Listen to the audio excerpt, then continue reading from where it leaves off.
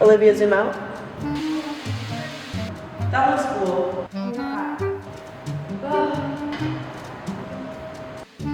I think we should Great. yeah. Hi, I'm Professor Brian Kirby, and we're here in the motion studio in the Mechanical Engineering Department at Cornell University. This room is a place where students can use motion capture and high-speed photography, and that's the system that we let the students access to use to measure the positions, velocities, and accelerations in the systems that they study.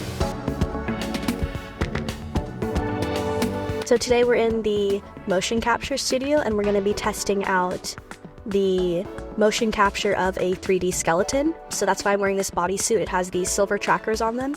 Students use a 14-camera capture system to measure the position and calculate the velocity, acceleration, and forces. We analyze vehicles and humans and robots and understand how those motions relate to the design of those systems.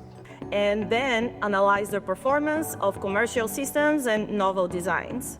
The most fun thing about the Motion Studio is the opportunity to use world-class off-the-track technology to track assets such as drones, gliders, skeletons, which is human motion, and be able to use that in our classes. Because when the students study dynamics or system dynamics or controls, the models that they use and the systems that they develop are all designed to control and understand these motions. We're working on a project for a drone gimbal. This is for an object to allow the drone to move freely on a mount to allow students to test their PID and orientation controllers. And then in the middle here, we have our electrical system.